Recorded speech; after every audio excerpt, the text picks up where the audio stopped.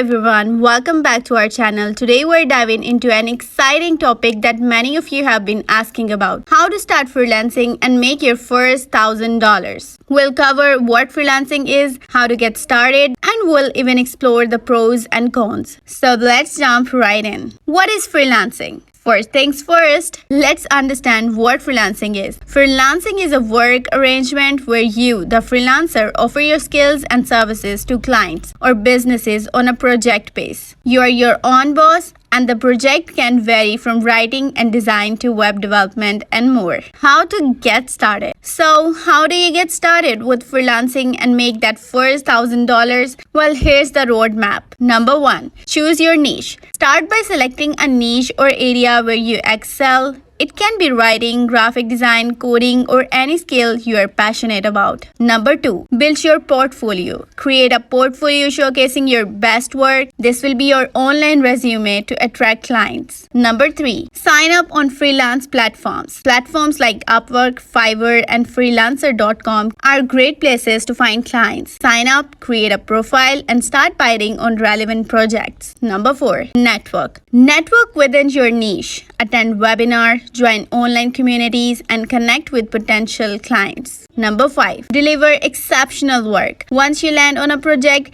give it your all. Quality work need to repeat business and referrals. Pros and cons. Now let's look at the pros and cons of freelancing. Let's start with pros. Number 1, flexibility. Freelancing allows you to choose your hours and work from anywhere in the world. Number 2, earning potential. As you gain experience, you can earn more. Making that first $1,000 is just the beginning. Number 3, variety. Freelancing offers a diverse range of projects, so you'll never get bored. Number 4, independence. You're your own boss, making the decision and setting the rules. Let's talk about cons now. Number 1, income uncertainty. Your income can be inconsistent, especially when you are starting. Number 2, self-employment taxes. Freelancers often have to manage their taxes, which can be complex. Number 3, no benefit. You won't have traditional employee benefit like health insurance and paid leaves. Number 4, self-discipline. You need to be self-disciplined and manage your time effectively. And there you have it. Starting your freelancing journey can be incredibly rewarding.